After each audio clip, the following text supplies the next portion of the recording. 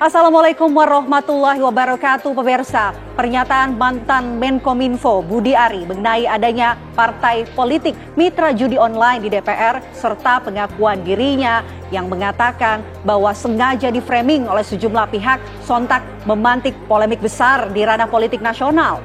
PDIP yang merasa tersindir justru memberikan reaksi keras dan melaporkannya ke pihak kepolisian. Dan hingga kini Budi Ari belum juga memberikan klarifikasi. Lantas apa alasan mengapa Budi Ari tak kunjung memberikan klarifikasi? Dan apakah ini bisa dikatakan sebagai langkah strategis untuk mengalihkan perhatian dari kasus hukum yang menjeratnya?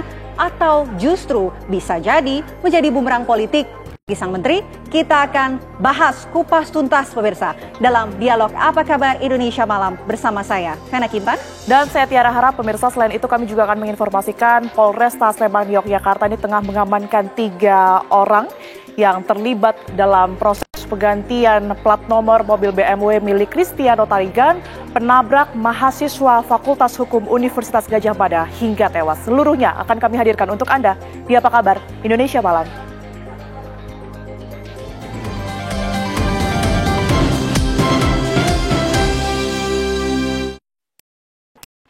Pemirsa, kasus tewasnya mahasiswa Fakultas Ekonomi dan Bisnis jurusan Bisnis Digital 2024 Universitas Lampung akan dibawa ke proses hukum. Ya, diduga korban tewas dianiaya senior saat mengikuti pendidikan dasar mahasiswa pecinta lingkungan. Kematian Pratama Wijaya Kusuma berbuntut panjang. Salah satu peserta Diksar yang juga mengaku sebagai korban penganiayaan telah menunjuk kuasa hukum untuk memproses kasus penganiayaan ini di ranah hukum. Korban mengaku mengalami hukuman fisik yang berlebihan dari seniornya ketika melakukan kesalahan saat kegiatan Diksar.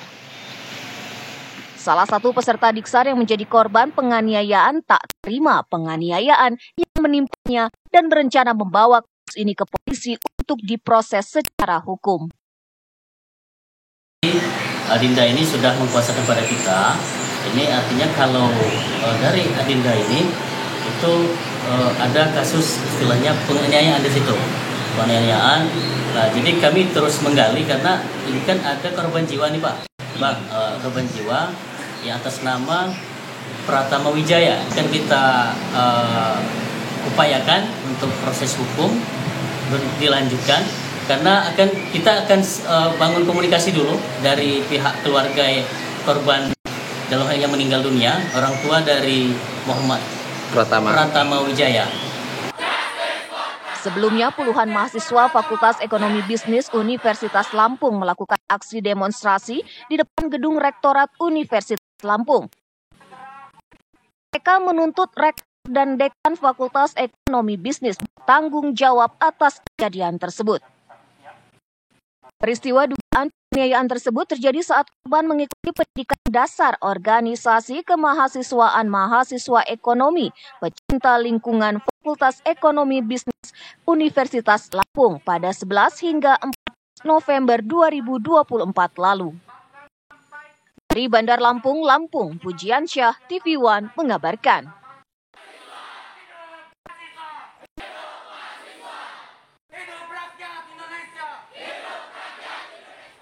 Dituduh mencuri seorang santri di Pondok Pesantren Ora Aji milik Gus Miftah menjadi korban penganiayaan. Penganiayaan diduga dilakukan oleh belasan santri lainnya. Santri inisial KDR, pemirsa, 23 tahun, diduga dianiaya 13 orang santri lain di dalam pondok pesantren. Menurut kuasa hukumnya, korban dipukul secara beramai-ramai dan bergantian menggunakan selang hingga disetrum menggunakan aki. Korban diperlakukan tidak manusiawi karena dituduh mencuri uang Rp700.000 hasil penjualan air galon milik Ponpes. Peristiwa tersebut terjadi pada 15 Februari 2025. Kepolisian Resort Kota Sleman menyebut sudah menetapkan 13 orang sebagai tersangka. Namun semuanya tidak ada yang ditahan dengan alasan kooperatif. Dari 13 tersangka, 5 diantaranya berstatus anak di bawah umur. Dugaan penganiayaan dilakukan santri Ponpes Ora Aji Kelasan masih dalam proses penanganan penanganan pihak kepolisian. Pihak Ponpes melalui kuasa hukum menyebut telah menempuh jalur mediasi dan menawarkan kompensasi.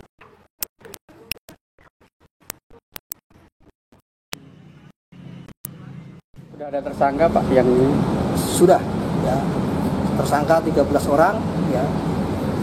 Namun dari pihak korban sendiri kemarin sebelumnya dan nasihat hukumnya menyampaikan untuk melakukan mediasi dulu ya.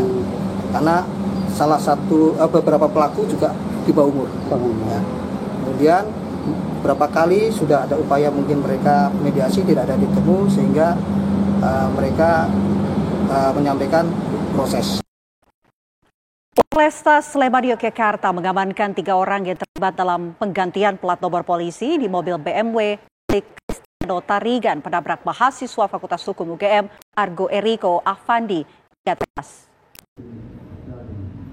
Kasus penggantian plat nomor polisi di mobil BMW putih yang dikendarai oleh Cristiano Tarigan akhirnya terungkap.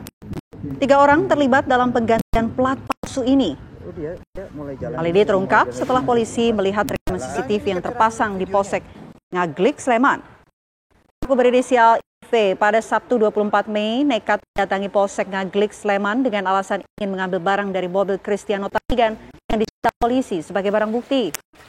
Setelah mengambil barang, sekitar pukul 10 pagi, pelaku diam-diam kembali ke Polsek dan mengganti plat mobil tersebut. Pelaku IV mengaku disuruh 2 orang berinisial WI dan NR yang merupakan pimpinannya di salah satu perusahaan swasta masih kerabat dari Cristiano Tarigan. Motifnya agar tidak diketahui jika menggunakan plat palsu sehingga bisa lepas dari jerat pemalsuan plat nomor polisi. Untuk yang plat nomor diganti, ya. Jadi tanggal 24 ya, tanggal 24 sekitar jam 9 itu ada orang yang ke Polsek ya, kemudian ketemu dengan anggota Polsek yang pada saat itu lepas piket, tapi diminta tolong dia mengambil barang. Inisialnya IV ya, dia mengambil barang. Setelah diantar itu dia ngambil barang selesai, kemudian anggota itu kembali melanjutkan pekerjaan. Kemudian tidak lama kemudian sekitar jam 10-an itu orang itu datang lagi ke situ ya, kemudian mengganti plat nomor. Bunda almarhum Argo Eriko Afandi, mahasiswa Fakultas Hukum UGM yang menjadi korban kecelakaan maut, telah menyerahkan seluruh penanganan kasus kepada kuasa hukumnya.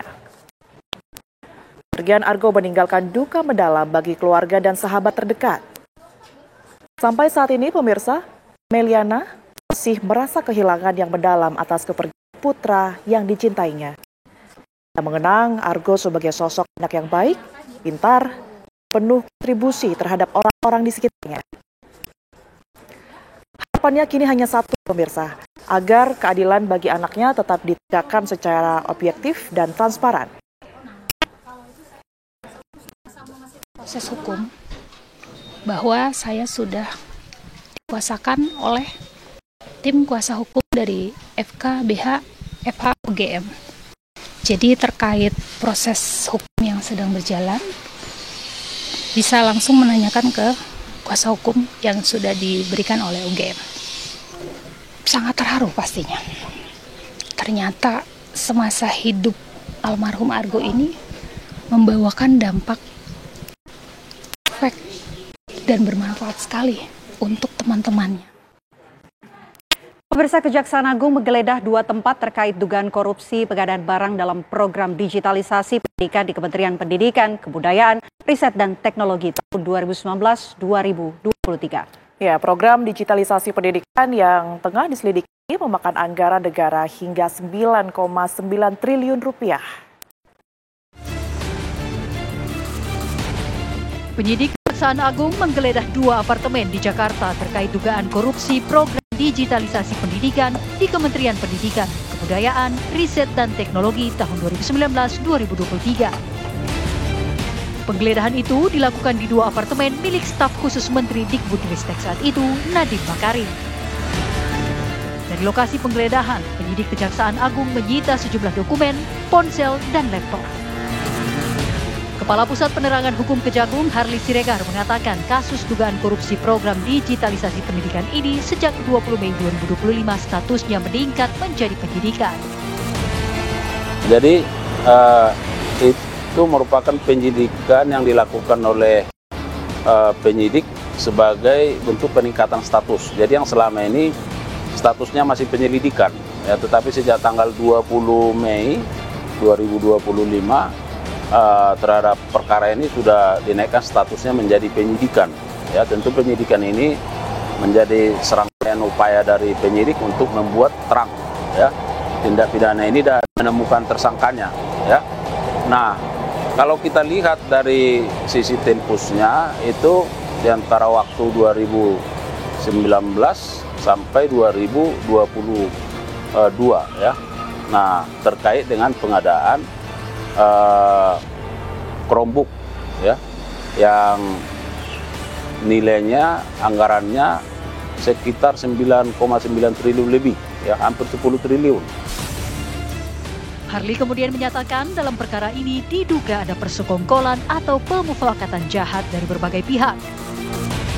Diduga ada skenario seolah-olah dibutuhkan Chromebook atau laptop yang berbasis sistem Chrome. Padahal di uji coba di tahun 2019 didapati Chromebook tidak efektif. Tahun 2019 sudah pernah dilakukan uji coba terhadap penggunaan Chromebook, ya, di setidaknya ada 1000 titik, ya.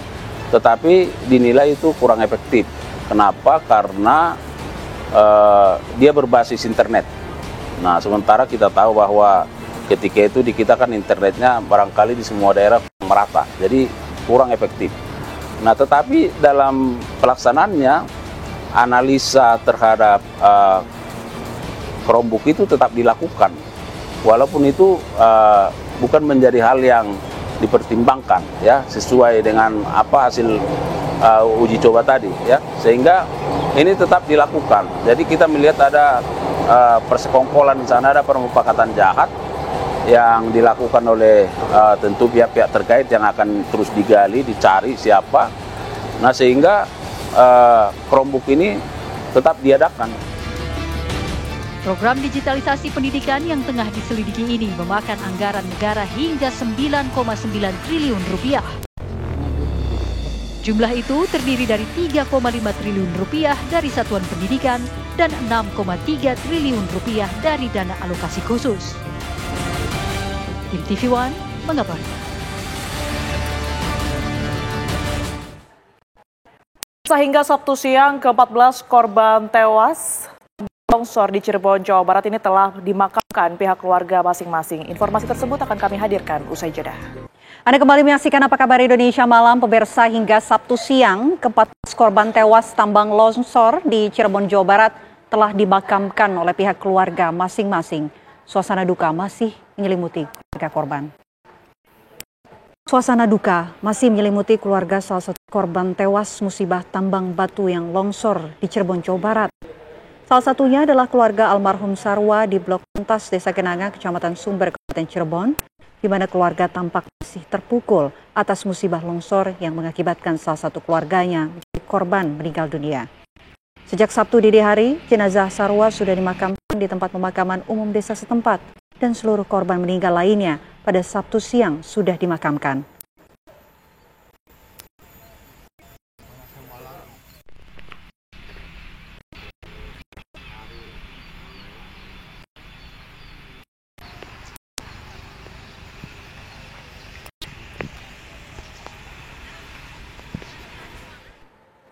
Sejumlah korban luka dalam insiden longsornya tambang batu Gunung Kuda, Kabupaten Cirebon, Jawa Barat masih menjalani perawatan intensif di beberapa rumah sakit.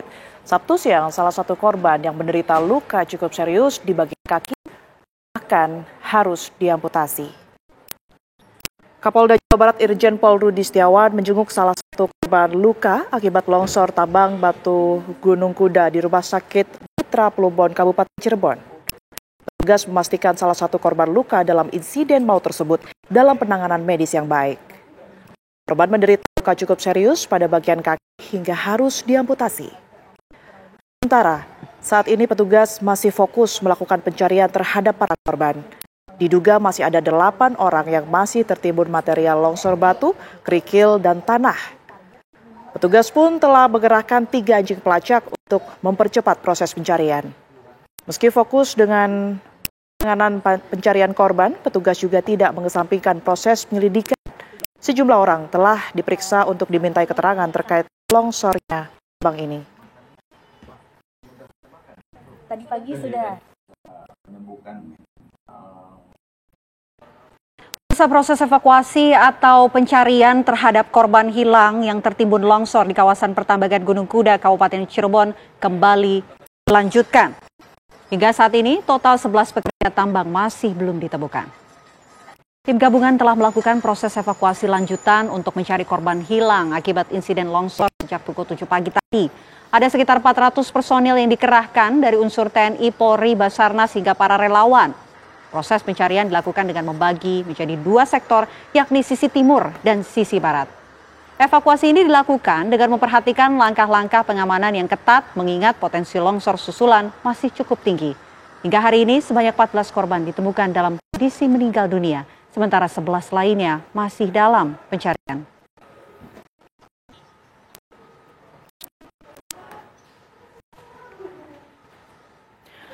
Harap cemas dirasakan warga yang keluarganya belum ditemukan dalam insiden longsornya Gunung Kuda, Kabupaten Cirebon, Jawa Barat, Sabtu pagi. Salah satunya merupakan keluarga dari perempuan penjual es yang hingga kini belum ditemukan. Keluarga pun yakin jika wanita dalam data longsor tersebut merupakan keluarganya setelah sepeda motor korban ditemukan. Sija, pemirsa, keluarga dari salah satu korban tambang batu yang hingga saat ini belum ditemukan. Resah sejak kabar longsor melanda area Gunung Kuda di Desa Cipanas, Kecamatan Duku Puntang, Kabupaten Cirebon, merupakan hari di mana Muniah biasa berjualan di area tambang tersebut.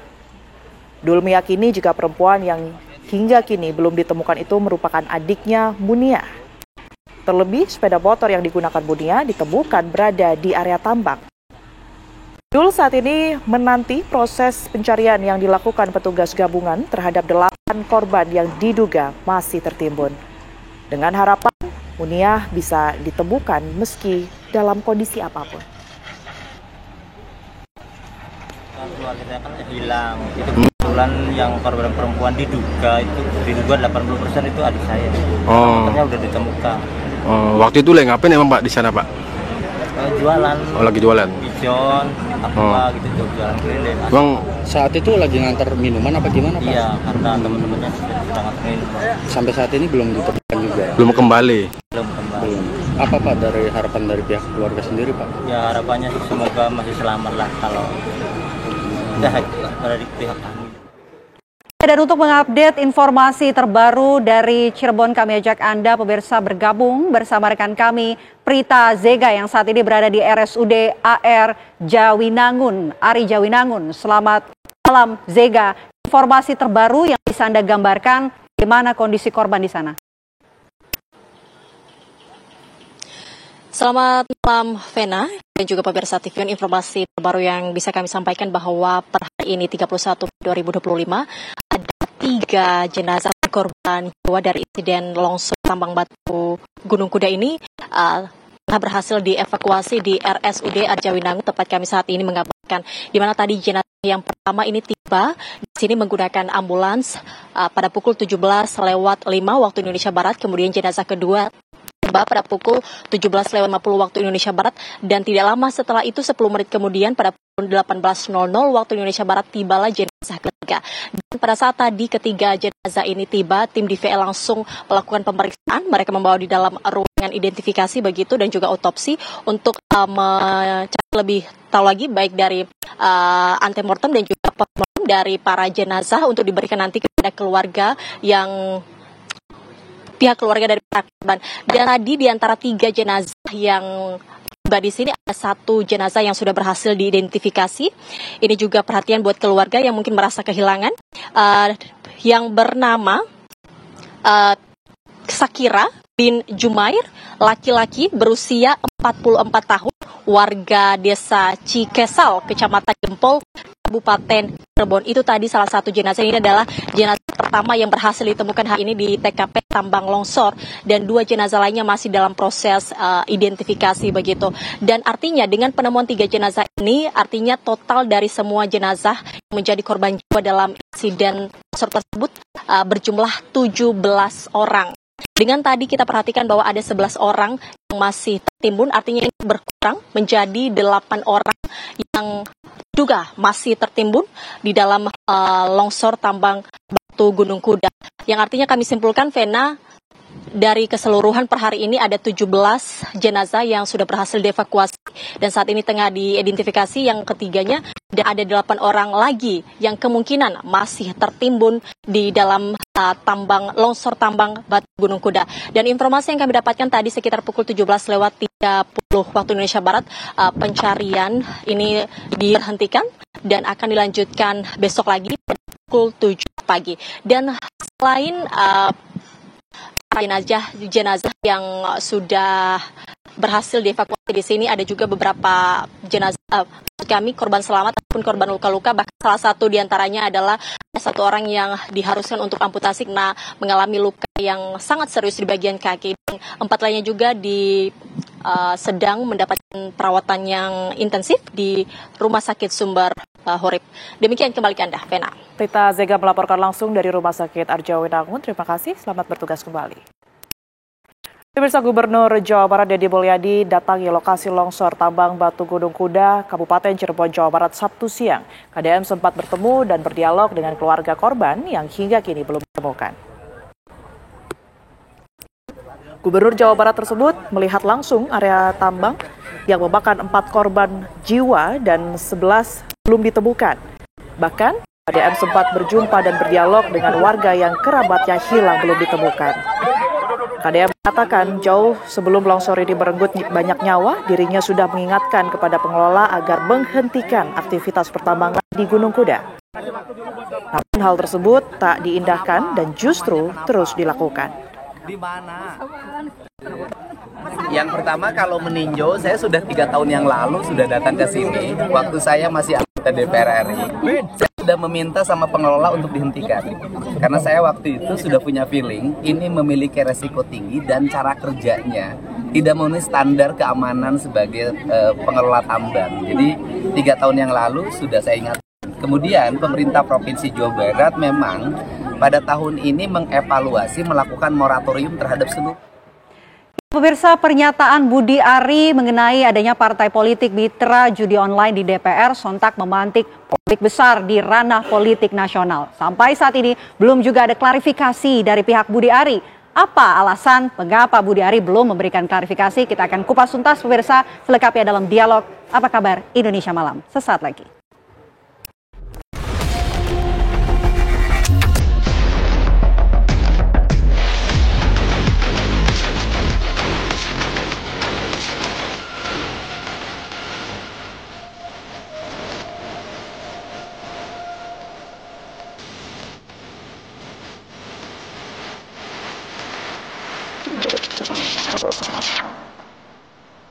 Ya, pemirsa, pernyataan mantan Menkominfo Budi Ari mengenai adanya partai politik mitra judi online di DPR serta pengakuan dirinya yang mengatakan bahwa dirinya ini di-framing oleh sejumlah pihak sontak memantik polemik besar di ranah politik nasional.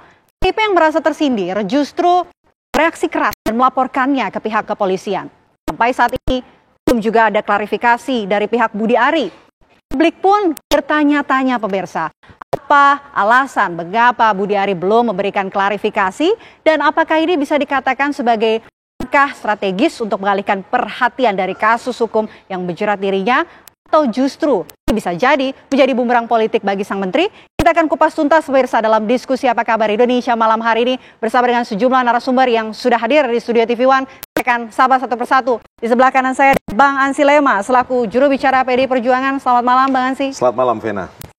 Sehat walafiat. Di sebelah Bang Ansi Lema ini sudah hadir Prof. Suhaib Amiruddin selaku pengajar FISIP Untirta. Selamat malam, Prof. Malam. Assalamualaikum warahmatullahi wabarakatuh. Waalaikumsalam warahmatullahi wabarakatuh.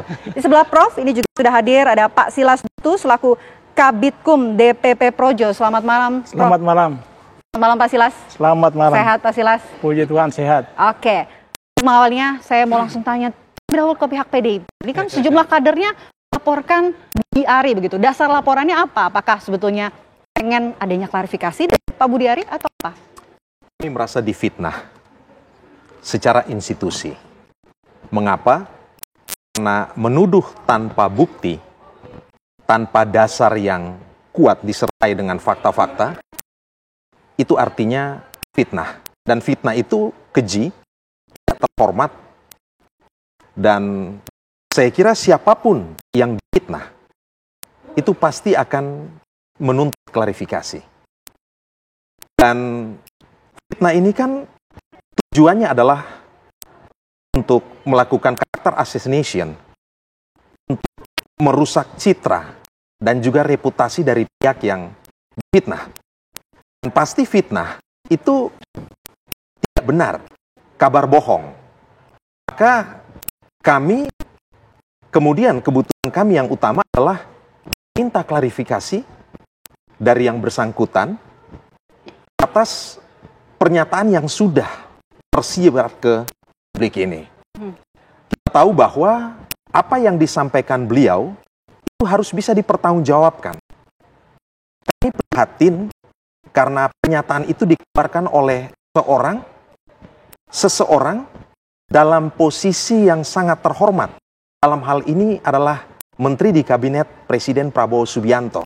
Dan kita tahu sebagai pejabat negara, sebagai pejabat publik itu sangat terikat dengan apa yang disebut dengan etika sebagai pejabat publik. Harus punya kepatuhan terhadap seperangkat nilai dalam bertutur kata, dalam bertindak, dalam membuat kebijakan, dalam juga memberi pertanggungjawaban.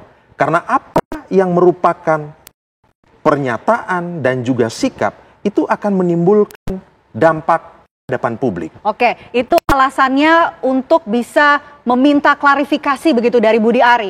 Pak Silas, itu Anda, Projo, Pak Budi Ari ini kemudian dilaporkan oleh sejumlah kader PDIP ternyata meminta klarifikasi. Belum ngomong juga sampai sekarang. Oke, baik, terima kasih ya. Pertama saya sebelum masuk ke persoalan itu, saya mau menyampaikan kepada publik bahwa pembicaraan antara Budi Ari dengan Ratas TV adalah pembicaraan yang bersifat private. Pembicaraan ketika itu tidak diketahui bahwa itu direkam oleh Ratas TV, oleh wartawan tersebut. Dan Budi Ari juga berkali-kali mengatakan bahwa pembicaraan itu tidak untuk di publik, tidak untuk dimuat di media, ya, untuk dimuat di media, sehingga seharusnya masalah ini tidak ada kalau itu tidak dipublikasi, ya. Nah, terkait dengan masalah kontennya, sebenarnya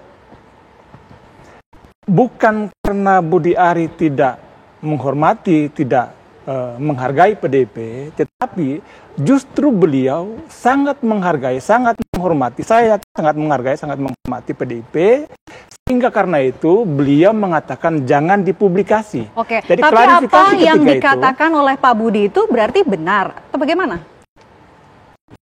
Kita belum sampai ke sana ya soal kebenarannya itu, tetapi ini kan polemik soal dituduh melakukan pencemaran atau memfitnah institusi PDIP. Sama sekali itu tidak ada niat untuk melakukan fitnah, ya. Dan wartawannya sendiri sekarang ini kan sudah menyatakan bahwa sudah menyatakan permintaan maaf kepada Budi Ari Setiadi. Permintaan maaf dalam konteks jurnalis itu hanya satu interpretasinya, adalah isi pokok beritanya ada kesalahan di sana. Begitu. Oke, tapi itu kan yang mengarah kepada jurnalisnya ya. Tapi apa yang disampaikan oleh Pak Budi ini tentu adakah bukti yang bisa ditampilkan? Kenapa nggak klarifikasi saja begitu mengenai pernyataan yang disampaikan kepada wartawan tersebut? Kita tunggu saja nanti seperti apa beliau akan menyampaikan itu. Tapi sampai saat ini kan karena niatnya tidak ada, karena menserianya tidak ada, Jadi menurut saya tidak relevan untuk melakukan klarifikasi karena memang bukan niatnya. Ya, saya yakin beliau punya sebagai pejabat publik paham betul dan saya yakin tidak senaif itu melakukan fitnah terhadap institusi parpol, apalagi kan itu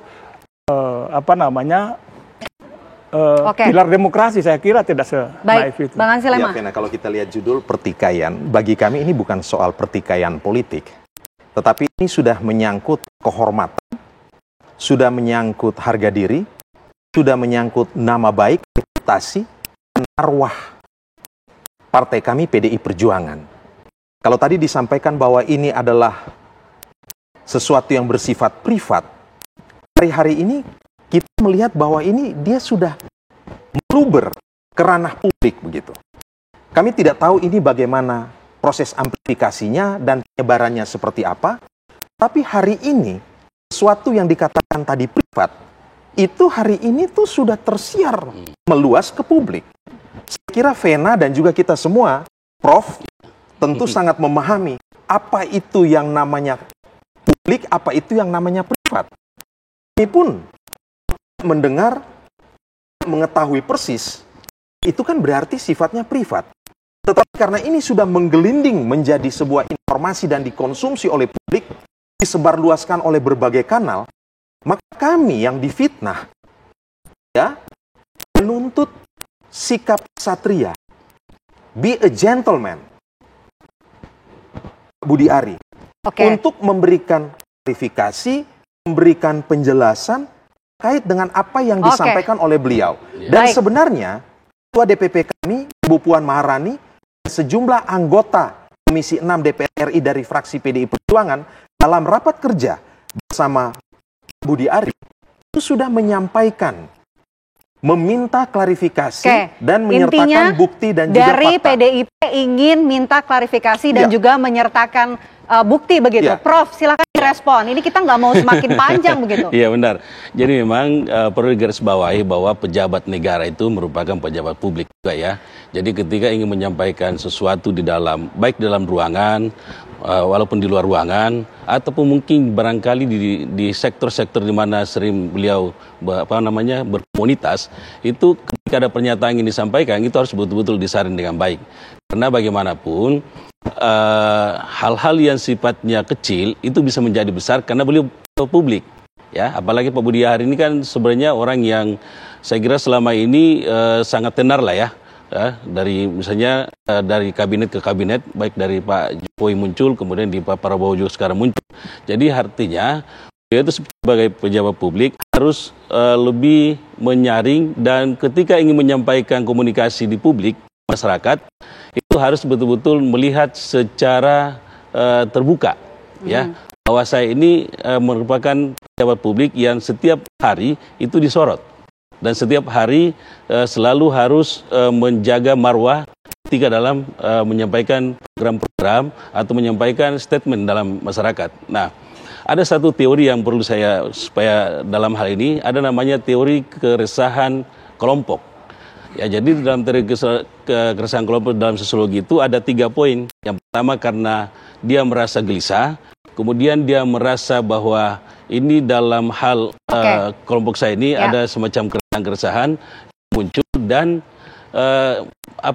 di dalam tubuh PDIP hari ini sebenarnya keresahan kelompok itu mulai muncul. Keresahan kelompok mulai muncul, Prof. Tapi kalau apa yang dikatakan oleh Projo ini mengatakan bahwa itu sudah masuk ranah privat gitu, ranah pribadi yang sebetulnya tidak untuk disebarluaskan. Ya, sebenarnya kalau kita bicara privat kan disimpan dalam handphone ya barangkali ya. Sedangkan ini kan sudah di luar ya Bang, sekarang ya udah di luar publik.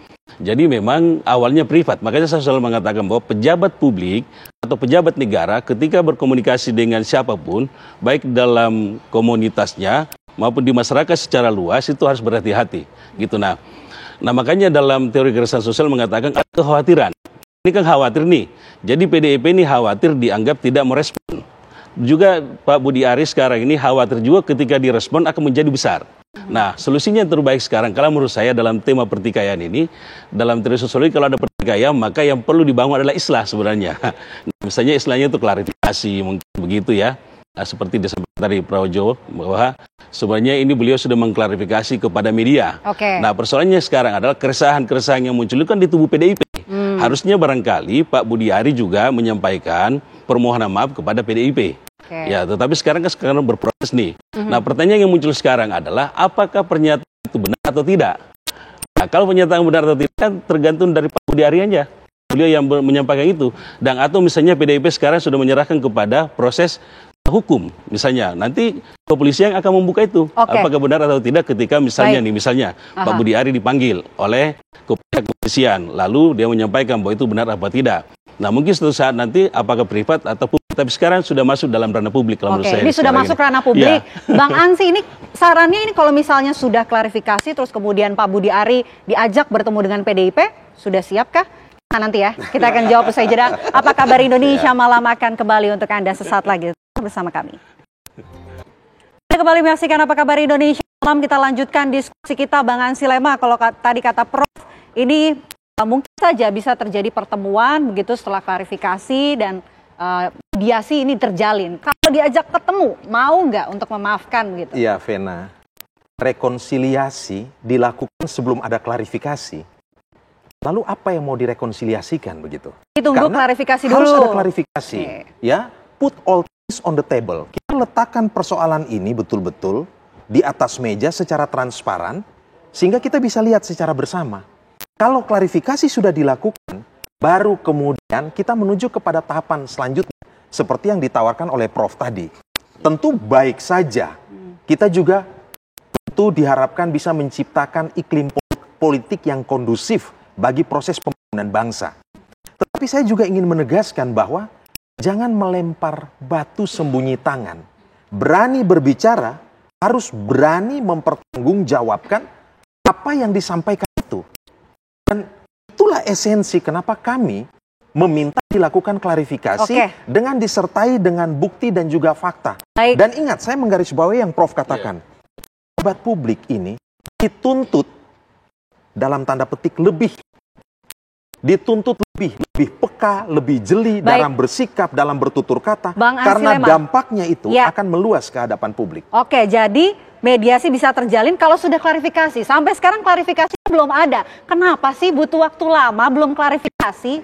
Oke, kita kembali ke konteks yang disampaikan Bang Ansi Lema tadi, bahwa konteks pembicaraan itu sekali lagi konteksnya adalah berbicara melalui telepon antara Budi Ari dengan wartawan media online. Dan berkali-kali Budi Ari mengatakan bahwa ini jangan dipublikasi.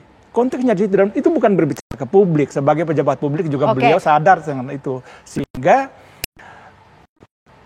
kalau materinya ada yang merasa tersinggung dengan itu, kembali lagi ke soal apakah ada niat untuk itu. Saya kira harus proporsional melihat ini, karena kalau tidak ada niat, tidak ada. Oke, Pak Silas, tapi Prof mengatakan ini sudah masuk ke ranah publik. Kenapa nggak minta maaf begitu kepada publik untuk bisa meredakan suasana, Pak Silas? Kita tunggu saja nanti, mudah-mudahan lebih. Sudah ada rencana kah? Sejauh ini belum. Oh, belum ada ternyata. Vena, apa yang disampaikan soal niat, motivasi yang melatar belakangi dalam diri, itu sesuatu yang ada di dalam diri dan secara personal. Dan publik atau pihak di luar yang bersangkutan itu tidak bisa mengukur niat dan motivasi. Yang bisa kami respon adalah ketika informasi ini itu sudah menyebar luas, sudah meluber ke publik. Karena itu apa yang disebut dengan privat dengan sendirinya batal. Karena apa? Karena sudah tersebar luas ranah-ranah publik melalui berbagai saluran dan juga kanal. Karena itu lembaga tempat Vena kalau di fitnah pun pasti menuntut klarifikasi. Dan itu hal yang biasa. Bang Ansi, saya mau ke Prof terlebih dahulu. Prof, apa sih dampaknya kalau belum ada klarifikasi sampai saat ini begitu? Ya, dampaknya curiga-mencurigai. Masyarakat juga keresahan yang muncul ya. Keresahan. Jadi publik juga curiga apakah ini benar apa tidak nih. Kemudian misalnya Budi Ari juga sebagai menteri mungkin dalam menjalankan tugasnya juga merasa terganggu terus. Kemudian juga mungkin dari kelompok teman-teman di PDI Perjuangan juga barangkali dalam hal perjalanannya selama ini mungkin juga terganggu secara psikologi maupun secara organisasi. Nah, artinya kalau misalnya gangguan-gangguan ini muncul, maka keresahan-keresahan yang timbul di dalam hal ini bukan cuma dari partai, dari Pak Budi Ari dan juga masyarakat. Pasti secara luas melihat, waduh, ternyata pejabat publik kita sekarang ini ternyata ada semacam, bukan pertengkaran kalau menurut saya, ada semacam selisih paham. Bahasa barangkali ya, bahasa sosiologis yang sangat mudah, ada selisih paham antara berita yang naik, yang menurut dari teman-teman Pak Projo menyampaikan bahwa itu sebenarnya privat. Awalnya kan gitu ya. Awalnya, tapi ini kan masuk berubah tiba-tiba masuk ke dalam ruang publik. Nah, persoalannya kemudian adalah ini yang dipersoalkan secara sosiologis bukan masalah perilaku atau pernyataan secara privatnya. Yang sekarang ini yang dilihat adalah apakah ketika masuk di publik ini kita harus tengah yang mana nih? Kita tengah yang mana? Apakah kita tengah dari pernyataannya Pak Budi Ari atau misalnya kelompok-kelompok dari PDI Perjuangan juga mungkin ya seperti tadi disampaikan Mbak Ansi akan ada klarifikasi. Jadi mungkin barangkali bertemu dua kutub ini kutub ini bertemu klarifikasi ternyata begitu ya. Misalnya berawal dari privat kemudian masuk dalam publik. Nah, masalahnya Prof, dari privat siapa melakukan ke publik ini gitu, menyebarkan mungkin begitu. Prof, kalau kita lihat Pak Budi Ari ya, ini kan identik sekali dengan Pak Jokowi. Bisa juga nggak sih ini kemudian dilihat sebagai potret perseteruan antara Jokowi dengan PDIP? Ya bisa jadi kalau dikait-kaitkan ya. Namanya Projo ini kan Pro Jokowi, artinya kan masih ada. Dan PDIP ini kan juga termasuk kalau kita bicara bahasa masa kemarin kan PDIP juga rumah Pak Jokowi kan gitu ya. Nah, kekisruhan sekarang ini apakah ada kaitannya? Ya bisa saja kalau dikaitkan, ya bisa menjawabkan dari Projo dengan PDIP. Tapi saya mengatakan entry point-nya di sini adalah ketika kita ingin mengatakan bahwa ketika Pak Budi Ari sebagai orang yang ada di lingkungan Jokowi sebagai pejabat publik itu harusnya menjaga marwahnya sebenarnya. Menjaga marwah baik secara pejabat publik maupun sebagai organisasi yang membawa nama besar seorang Pak Jokowi gitu ya.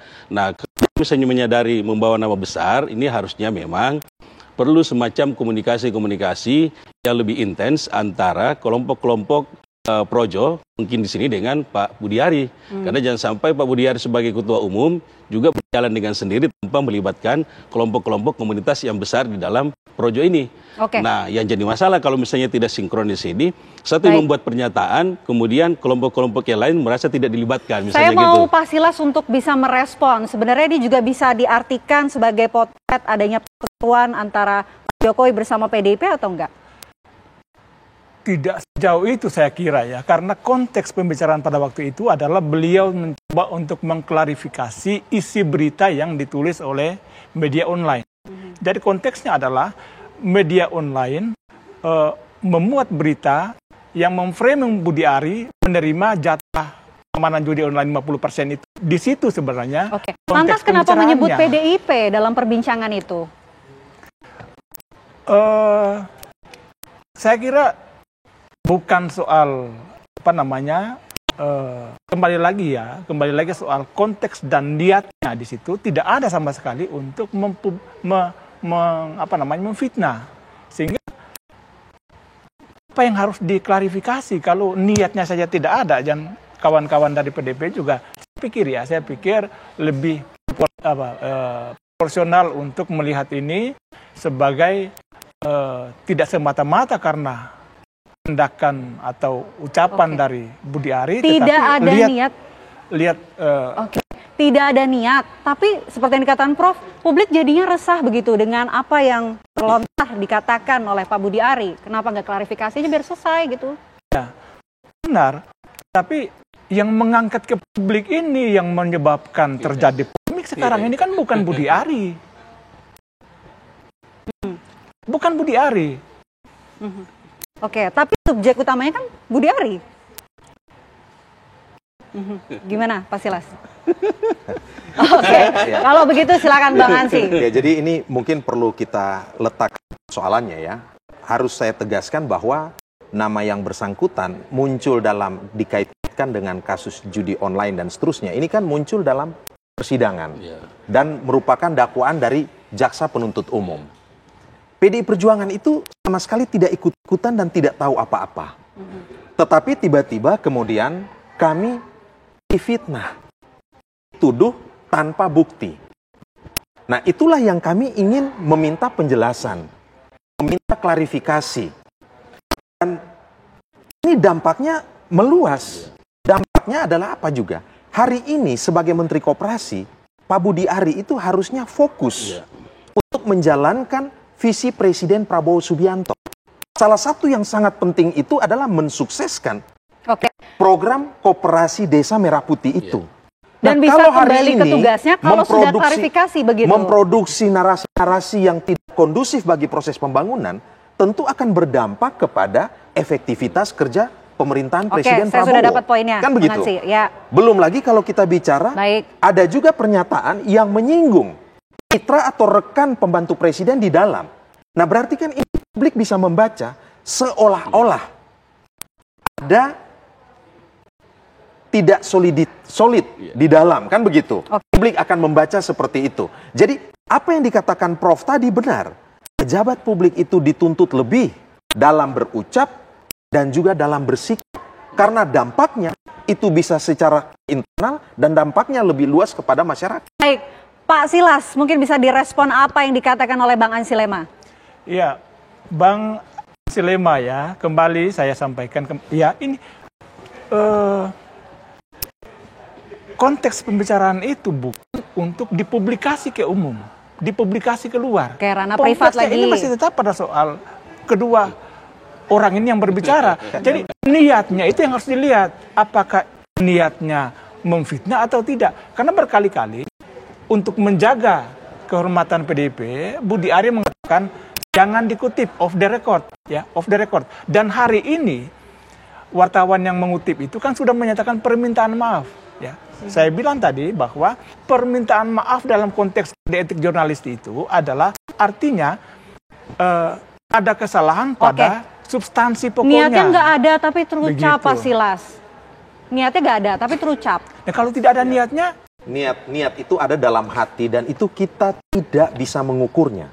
Yang bisa diukur itu adalah apa yang sudah menyebar di masyarakat. Sesuatu yang sikapnya publik, ya, sudah ada dalam ruang publik, itulah yang dikomentari, itu yang kita diskusikan dan menjadi perbincangan antara lain di TV One ini. Karena apakah memang sudah menjadi konsumsi publik? Kan begitu. Kalau privat, PDI Perjuangan tidak mendengar, kader kami tidak mendengar, tentu tidak ada diskusi pada malam hari ini. Tetapi karena ini sudah menjadi barang konsumsi publik, maka juga harus bisa diklarifikasi secara publik, dipertanggungjawabkan juga kepada publik, karena ada pihak lain yang merasa difitnah, ya, dirusak nama baiknya, dirusak reputasinya, kan gitu. Oke, baik, Prof, mungkin sekalian bisa direspon sama pertanyaan saya berikutnya ini. Kita lihat adanya polemik yang menjerat Budi Ari ini, justru apakah bisa dikatakan juga mengganggu hubungan antara Prabowo dan juga Ibu Megawati? Ya, saya kira kalau dikait-kaitkan ya, pasti bisa, namanya opini kalau dalam konteks sosiologis, kalau digiring opininya itu bisa saja ada kaitan ya. Kalau misalnya kita bicara PDIP dengan Pak Prabowo sekarang kan ada hubungan yang sudah mulai terjalin, tiba-tiba dianggap ada kelompok-kelompok dari Pak Ari Budi Ari ini yang seolah-olah mengganggu. Kalau menurut saya sih kalau dikaitkan ya bisa saja terjadi seperti itu kalau dikaitkan ya. Karena bagaimanapun Pak Budi Ari ini dianggap sebagai kelompok-kelompok yang ada di lingkaran di luar PDIP sebenarnya ya, di luar dari lingkaran PDIP, tapi seolah-olah dia masuk dalam situasi menjemput-jemput PDIP. Kan gitu.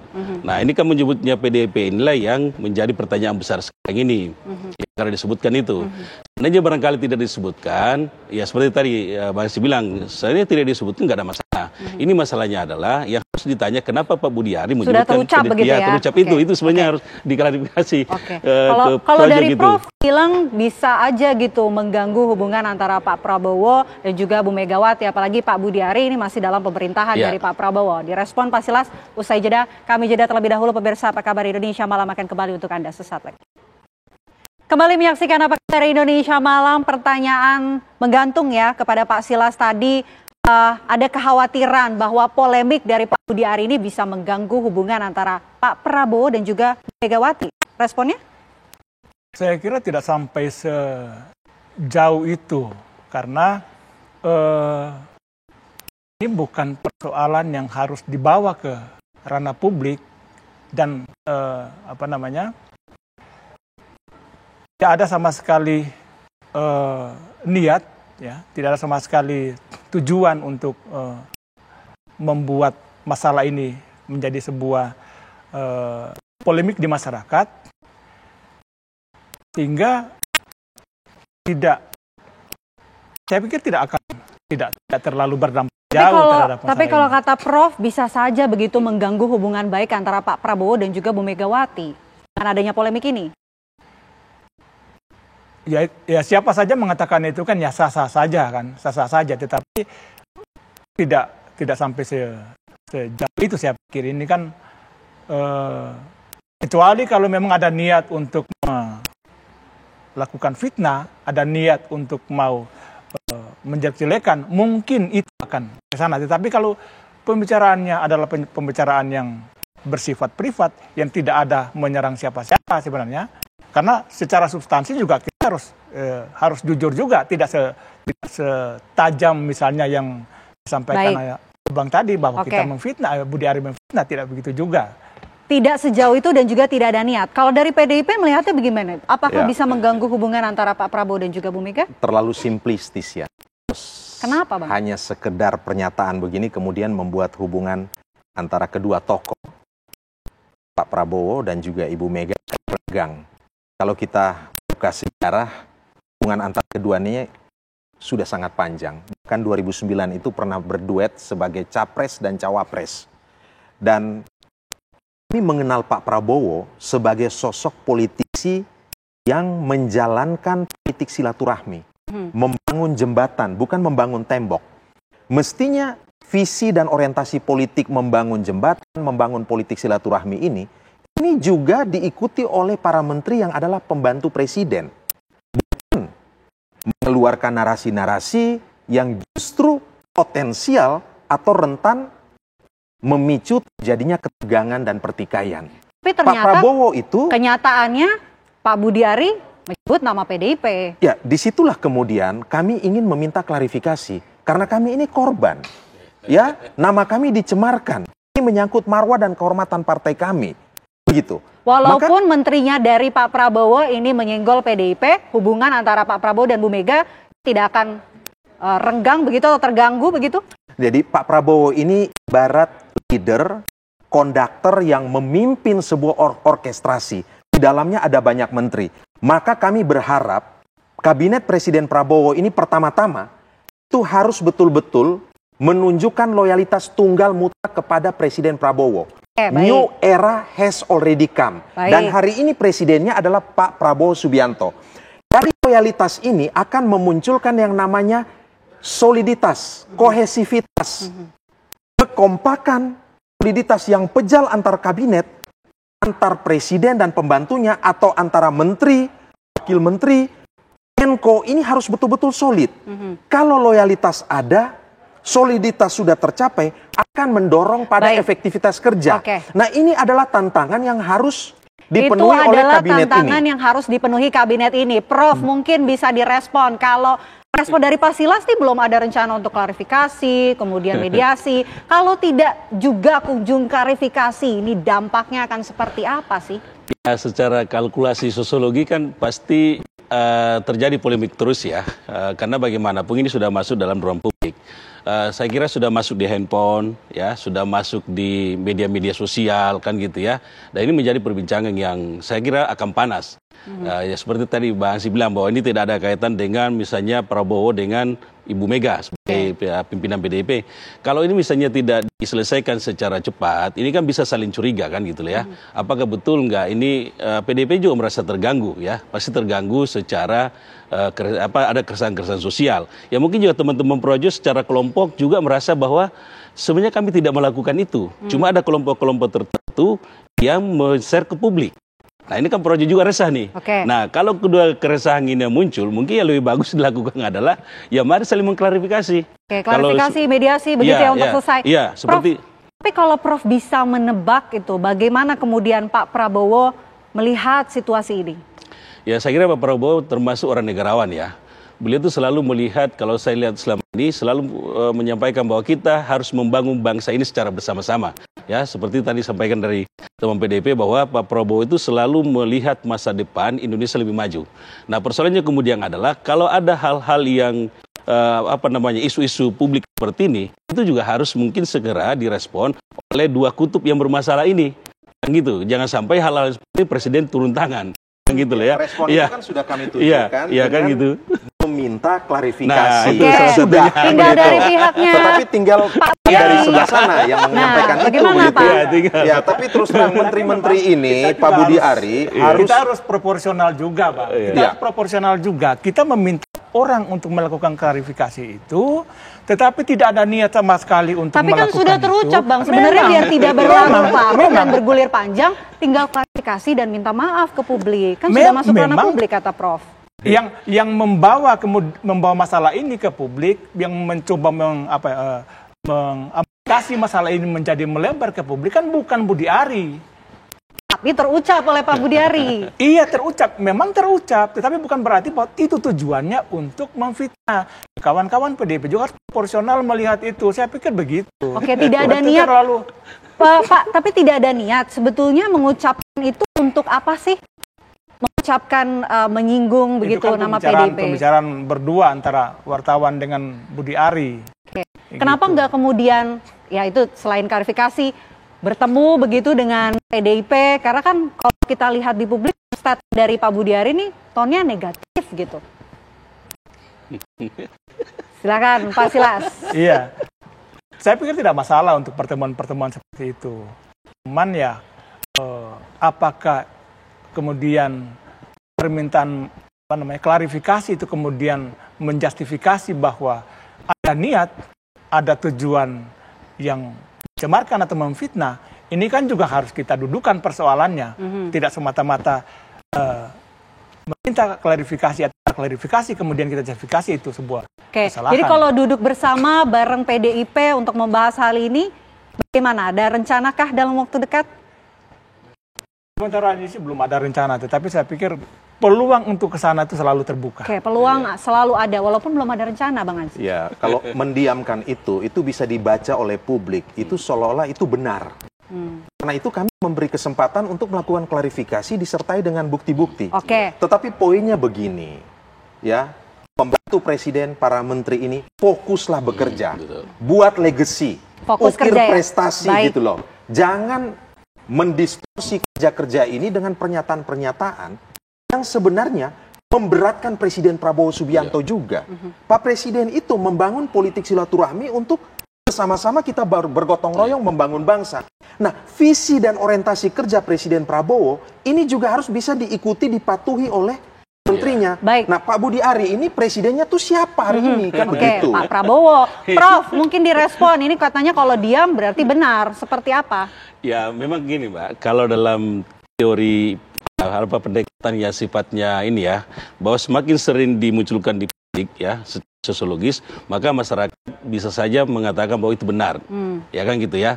Kalaupun misalnya Pak Budi Ari mengatakan bahwa itu sebenarnya privat.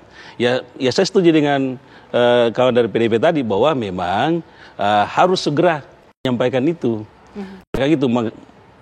Tetapi dari Projo mengatakan bahwa Bang Silas tadi ini kan sebenarnya tidak terjadi. Nah, misalnya kan gitu ya, ini terjadi secara ke publik. Nah, ini masalahnya Bang sekarang ini sudah dikonsumsi oleh masyarakat.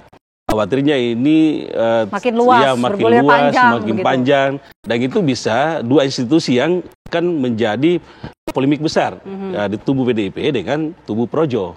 Ini kan dua komunitas yang besar ya menurut saya. PDIP sebagai partai yang saya kira kita tidak ragukan lagi kebesarannya kan gitu ya. Kemudian Projo juga salah satu organisasi kalau menurut saya yang sampai sekarang ini sangat solid dan sangat kuat. Misalnya dalam hal tataran bagaimana bicara tentang kebangsaan. Nah, dua hal inilah kalau kita bicara kebangsaan dan Presiden juga bicara kebangsaan. Kita bicara sebuah kemajuan. Nah, bagaimana saya sudah tadi Abang tadi bahwa kita ada namanya silaturahmi politik, itu sangat menarik itu. Jadi silaturahmi politik itu kan sebenarnya bukan bicara orang dengan orang ketemu, tapi bicara konsep. Ya, bicara konsep. Jadi konsep dari kelompok tertentu misalnya dari Projo, kemudian konsep yang disampaikan oleh PDIP itu sebenarnya yang dibangun ya sebagai bagian daripada membangun sebuah kemajuan di Indonesia ini gitu. Oke, silaturahmi politik, klarifikasi itu untuk menghentikan kasus ini bergulir panjang. Baik, terima kasih Pak Silas, Bang Ansilema, mudah-mudahan setelah ini bisa terjalin begitu ya mediasi dan juga segera ada klarifikasi dari Pak Budi Ari biar selesai begitu. Terima kasih banyak Bapak-Bapak atas waktunya di Apa Kabar Indonesia Malam. Sehat selalu, terima kasih. Assalamualaikum warahmatullahi wabarakatuh. Ya pemirsa, Dinas Kesehatan Kabupaten Kerinci mengambil tindakan tegas mencabut izin. Kami akan hadirkan informasi selengkapnya untuk Anda sesaat lagi. Tetaplah bersama kami.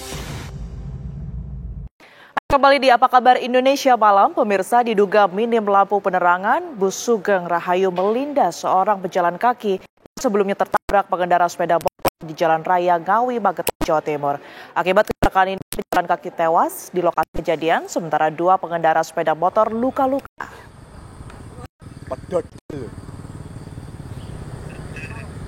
Kecelakaan beruntun yang melibatkan pejalan kaki, 2 pemotor dan bus Sugeng Rahayu jurusan Yogyakarta Surabaya ini terjadi di Jalan Raya Ngawi Magetan, tepatnya di Desa Rampelan, Kecamatan Karangrejo, Kabupaten Magetan, Sabtu pagi. Akibat peristiwa ini, seorang pejalan kaki warga setempat lewat pas di lokasi kejadian dan 2 pemotor luka-luka langsung dilarikan ke rumah sakit. Dari hasil olah TKP unit Gakum Satlantas Polres Magetan, kecelakaan ini berawal saat sepeda motor Vario yang dikendarai Dewi, warga Kecamatan Barat Magetan, melaju dari Magetan menuju Ngawi. Diduga karena lokasi gelap dan minim lampu penerangan, sepeda motor menabrak korban pejalan kaki di depannya hingga terpental ke tengah jalan. Nahas, korban langsung tertabrak dan terlindas bus Sugeng Rahayu dari arah berlawanan.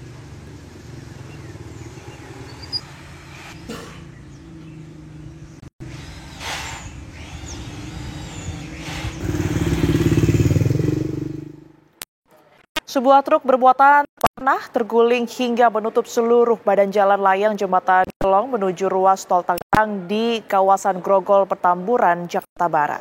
TKP laka.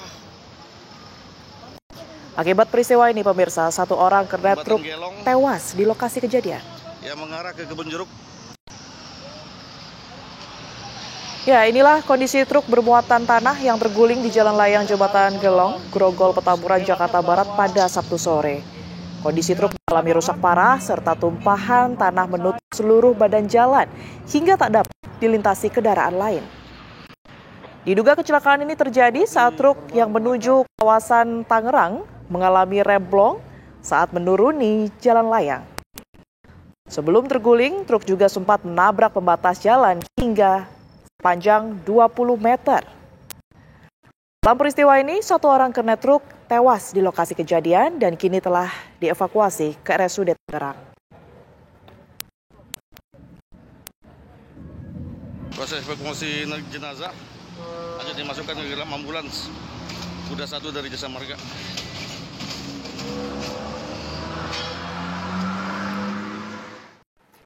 Dinas Kesehatan Kabupaten Kerinci mengambil tindakan tegas mencabut izin praktek oknum perawat yang telah viral beberapa hari kemarin atas kasus dugaan malpraktek hitan seorang bocah 9 tahun.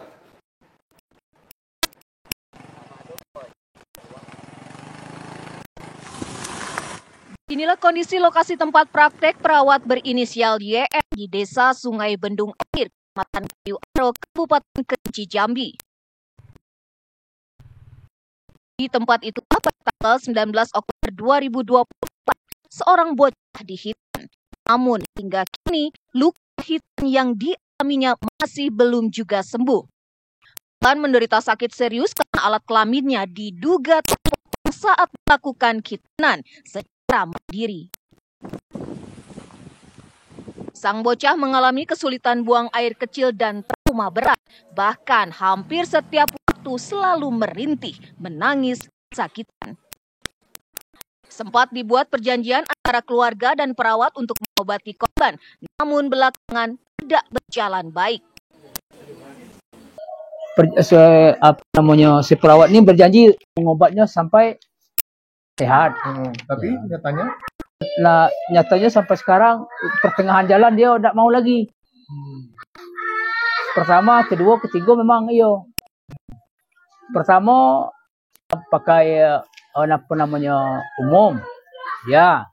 Kedua pakai umum, dia bayar. Ketiga, dari urus PJS, dia jadi masalah.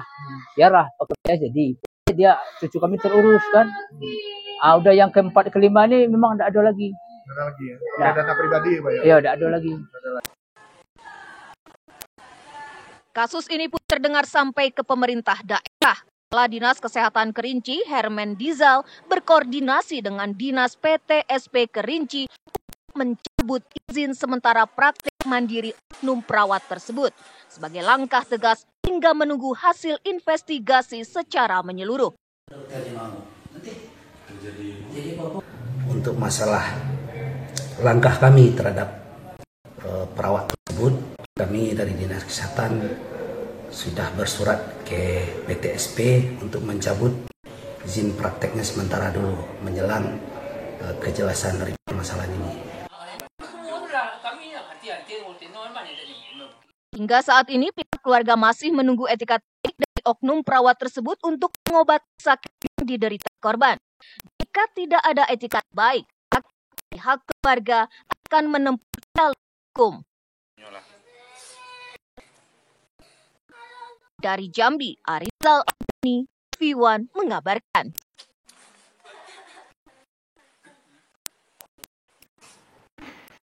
Untuk memperbarui informasi tersebut, pemirsa, kita akan langsung menanyakan kepada Kepala Dinas Kerinci, Bapak Herman Dizal yang sudah sambung bersama kami. Selamat malam, Herman Dizal. Ya, selamat malam, Tiara.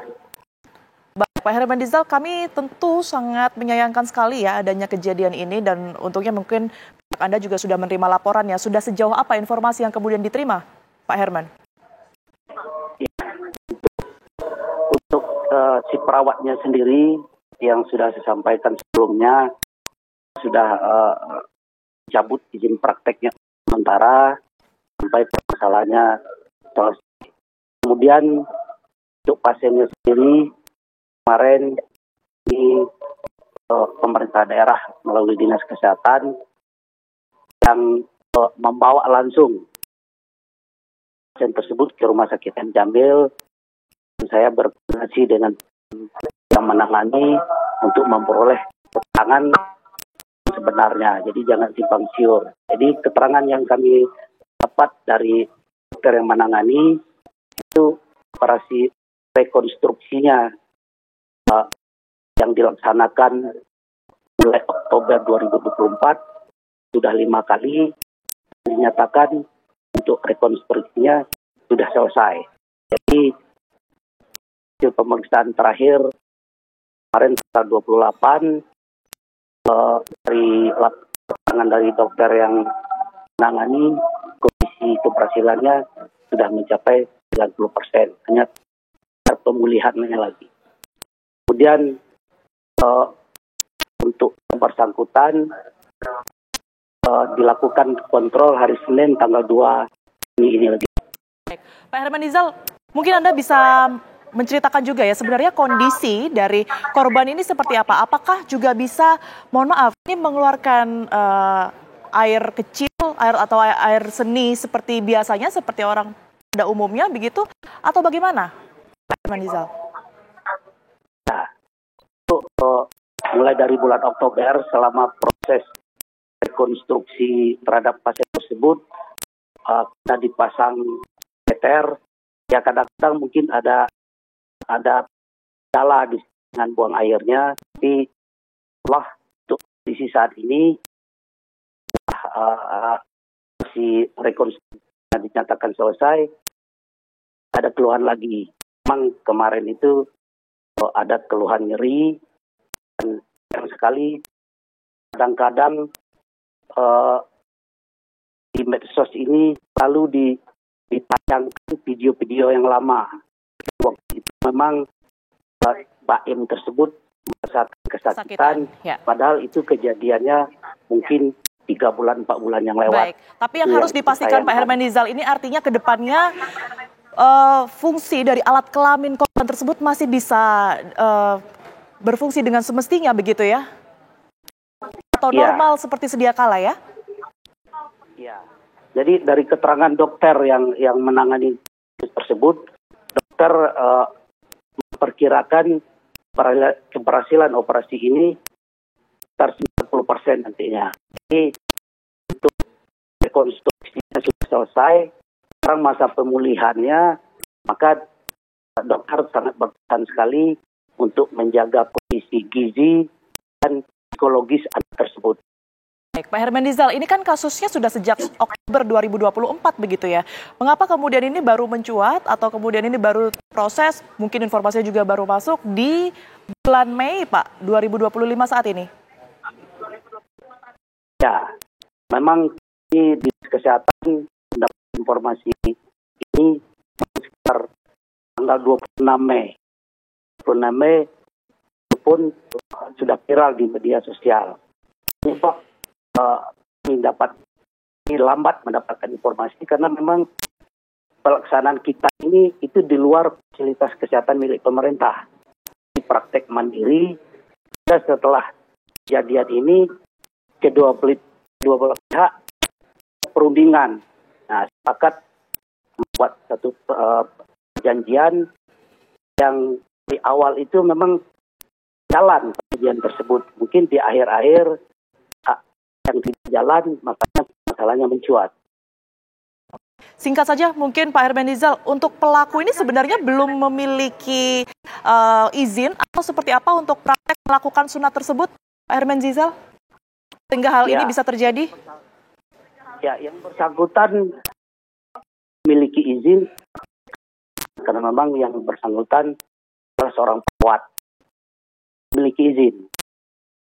Jadi kami dari Dinas Kesehatan, karena memang sudah jadi miskomunikasi dua belah pihak, kemarin setelah pulang mengantar bersangkutan ke Padang, saya pesan ke perawat untuk membawa keluarganya menemui saya.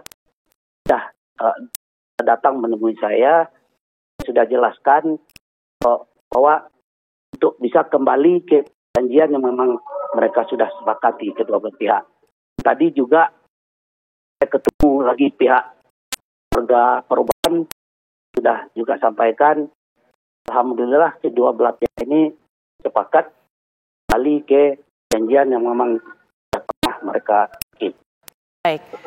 Baik, tentu kita harapkan agar kasus ini bisa segera terusut begitu ya Pak, agar tidak terjadi lagi dan juga korban mendapat perawatan dengan baik. Terima kasih Pak Hermanizal, Kepala Dinas Kabupaten Kerinci, bergabung bersama kami. Sehat selalu Pak Kadinkes. Ya, terima kasih Mbak Tiara. Sabtu pagi, pemerintah Kota Depok berangkatkan 90 pelajar ke Barak Militer Kostrad Cilodong untuk mendapati pendidikan karakter dan bela negara.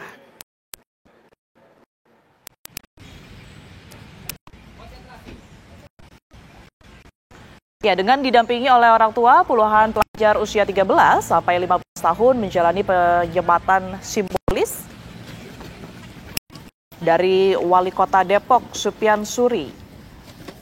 Sejumlah orang tua siswa mengaku kesulitan mengarahkan anaknya dalam kedisiplinan saat di rumah maupun di luar rumah. Karena itu, anak-anak mereka didaftarkan ke barak militer untuk kemudian ini mendapati pendidikan tambahan, pemirsa. Sementara itu, Wali Kota Depok Supian Suri menyampaikan dari 378 pelajar yang telah terdaftar, ini hanya 90 pelajar yang diberangkatkan ke barak militer pada hari ini lantaran adanya pembatasan kuota.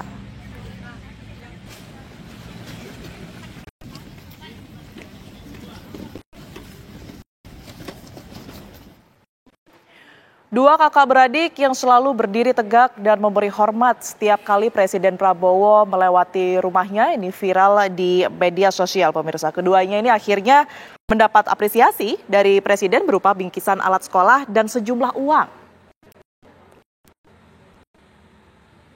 Video kedua kakak beradik bernama Abdullah Faik Al-Ghifari, 13 tahun, dengan adiknya Muhammad Arka Al-Katiri, 8 tahun, ini viral di media sosial.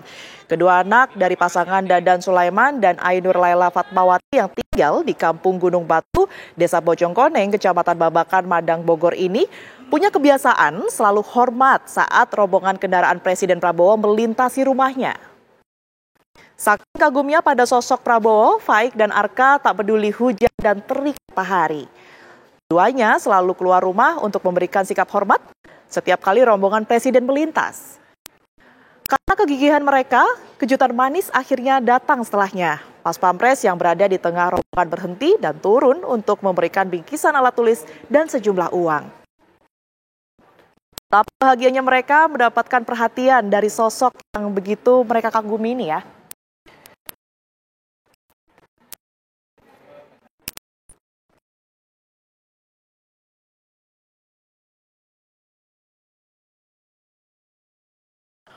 Komplotan pencopet tertangkap warga saat berusaha melakukan aksinya di Pasar Induk Jakabaring, Palembang, Sumatera Selatan.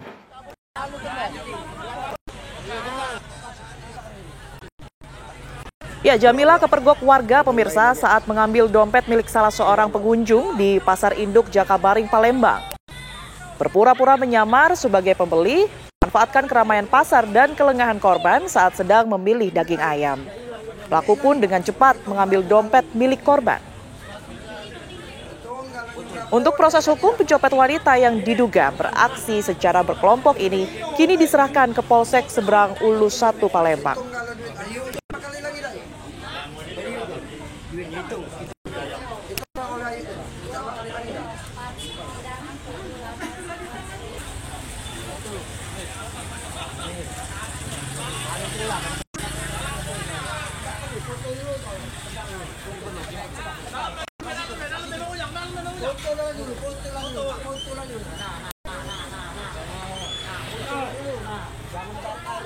Foto dulu, foto.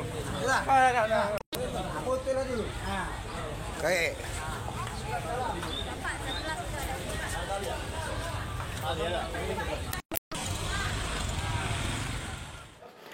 Pemirsa, 37 calon jemaah haji furoda yang sudah berdaftar ini tidak bisa berangkat. Informasi tersebut akan kami hadirkan usai jeda berikut ini. Tetaplah di Apa Kabar Indonesia Malam. Pemirsa, 332 jemaah calon haji kloter 97 atau kloter terakhir dari embarkasi Surabaya telah diberangkatkan ke Tanah Suci Sabtu dini hari. Ya, kloter 97 ini membawa jemaah calon haji dari 16 kabupaten atau kota se-Jawa Timur yang berbeda syarikah. Jumlah jemaah yang telah diberangkatkan dari embarkasi Surabaya ini adalah 36.845 orang. Sementara itu hingga kloter pamungkas ini masih ada 2 jemaah yang gagal berangkat karena sakit dan dirawat di rumah sakit. Nantinya 2 jemaah yang gagal berangkat karena sakit ini akan diberangkatkan kembali pada tahun depan. Namun jika kondisi kesehatan tidak memungkinkan, bisa dialihkan ke ahli waris.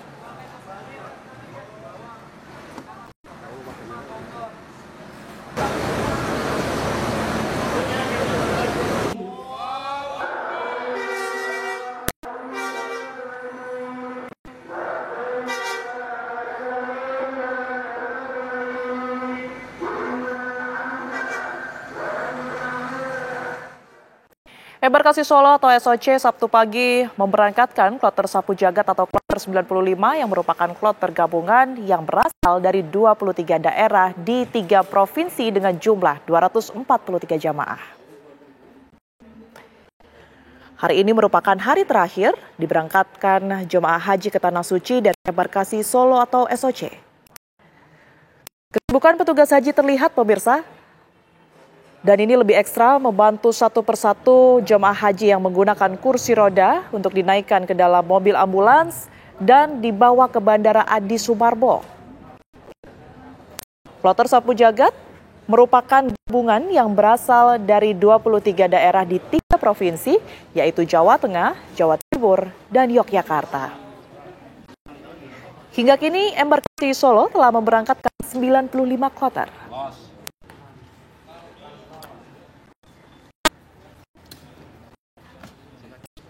Siap. Oh.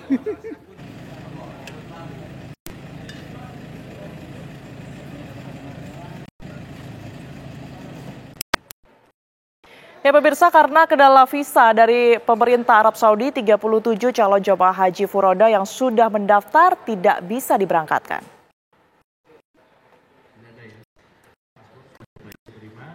Keberangkatan jemaah melalui Bandara Internasional Jenderal Ahmad Yani Semarang, kemudian transit di Bandara Soekarno-Hatta Banten untuk kemudian terbang ke Arab Saudi. Jemaah calon haji furoda sebanyak 37 orang, hingga last minute ternyata visa haji furoda dari Arab Saudi tidak terbit. Sehingga jemaah calon haji furoda yang sudah mendaftar tidak bisa berangkat. Pihak Biro Haji dan Umroh mengaku mengalami kerugian akibat tidak terbitnya visa haji furoda. Karena semua tiket penerbangan, hotel, bus sudah dibayarkan semua dan tidak dibebankan kepada jemaah. Kendati demikian, pihak Biro Haji tersebut berjanji akan mengembalikan penuh dana yang sudah disetor calon jemaah haji furoda.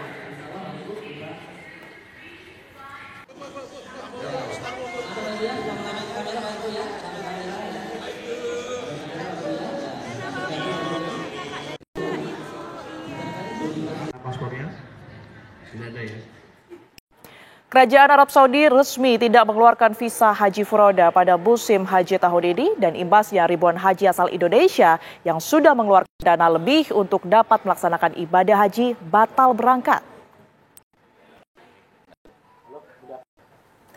6 hari memasuki puncak haji, ribuan calon haji furoda saat ini masih berharap bisa melaksanakan ibadah haji tahun ini. Meski kerajaan Arab Saudi resmi tidak mengeluarkan visa resmi haji furoda pada musim haji tahun ini. Mereka rela mengeluarkan biaya lebih mahal agar dapat pergi haji secara langsung dan resmi melalui kuota furoda. Melalui aliansi pengusaha Haramain seluruh Indonesia atau aspirasi, meski kuota haji furoda merupakan kebijakan dari kerajaan Arab Saudi, pihaknya memberikan tawaran ataupun solusi kepada pemerintah melalui Kementerian Agama untuk mengelola haji furoda secara mandiri karena terlihat minat para jemaah haji yang tinggi melalui haji furoda. Hingga kini belum ada kebijakan khusus dari Kemenak terkait pengelolaan haji furoda. Aspirasi dari para penyelenggara ini diharapkan bisa ditindaklanjuti dalam waktu dekat.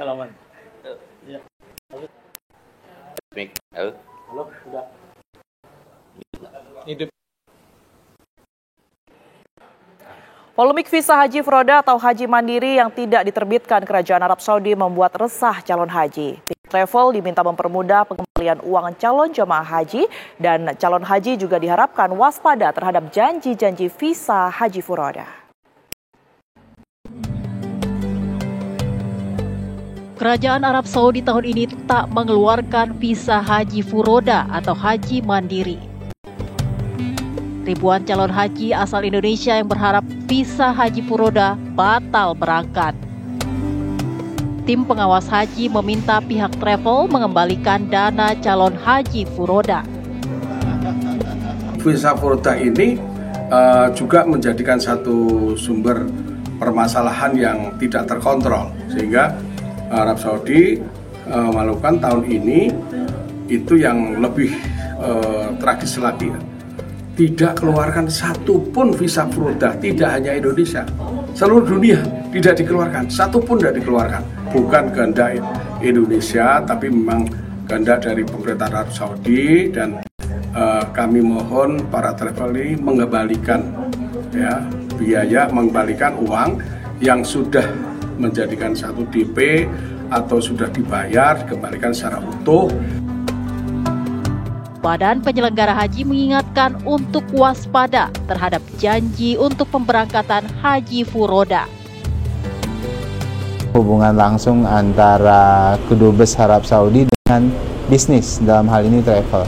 Jadi itu B2G, ya, jadi tidak menjadi tanggung jawab kita. Nah, kita cuma wanti-wanti kepada seluruh jamaah, calon jamaah haji di Indonesia jangan sampai tertipu. Karena kami sudah banyak dengar, sudah ada yang nyetor ke pihak-pihak tertentu, bahkan ada juga yang nyetor ke pihak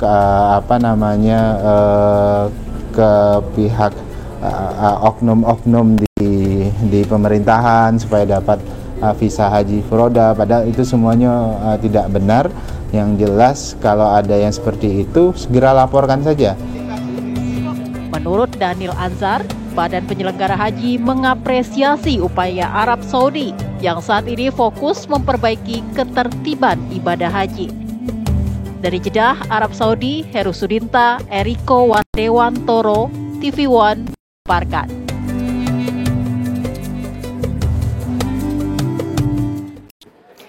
Kita akan perbarui informasi dari Tanah Suci. Pemirsa, sudah ada rekan kami Eriko yang bergabung bersama kami.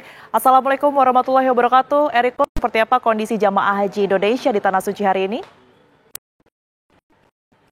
Waalaikumsalam warahmatullahi wabarakatuh. Selamat siang. Makkah, Arab Saudi.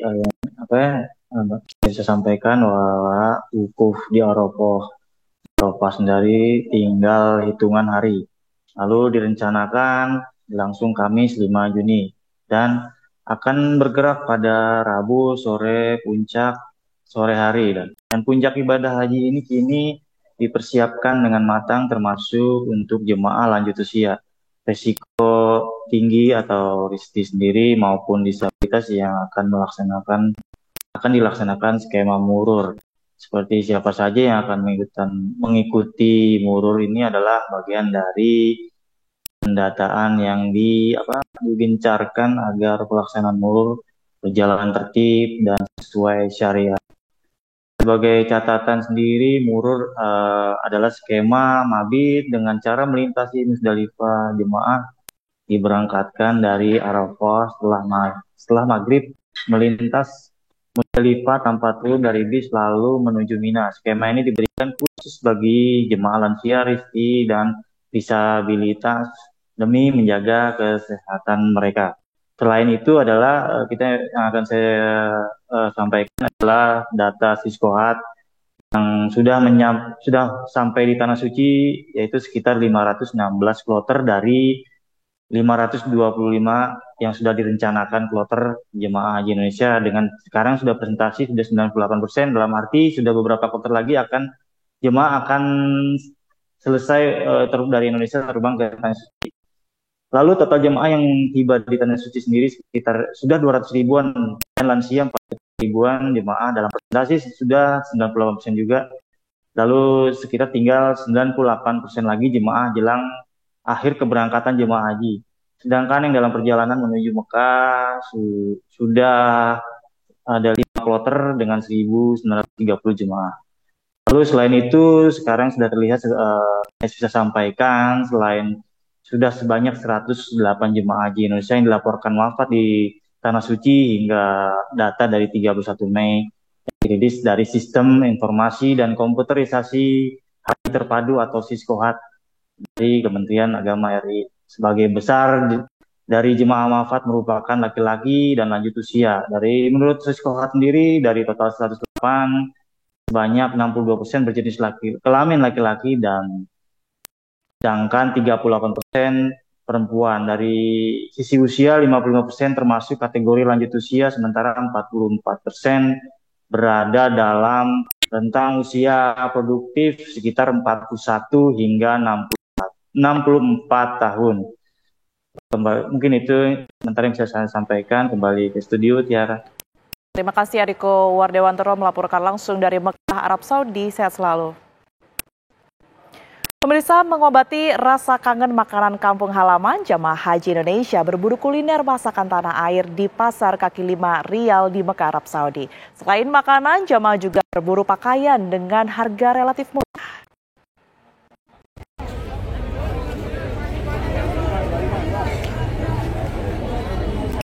Selepas sholat subuh, jalanan di kawasan Misfalah, Sektor 8, Kota Mekah, Arab Saudi selalu ramai oleh jemaah haji asal Indonesia. Mereka berburu masakan khas Indonesia seperti bakso, bakwan, hingga cilok. Tidak heran pedagang makanan ini selalu dikerumuni jemaah haji Indonesia. Hampir seluruh jajanan masakan Indonesia ini dihargai 5 rial atau setara dengan Rp20.000. Hal ini pun membuat jemaah menyebut tempat ini dengan sebutan Pasar Kaki Lima Riyal. Selain berburu kuliner, jemaah juga berburu pakaian dan perangkat sholat dengan harga murah.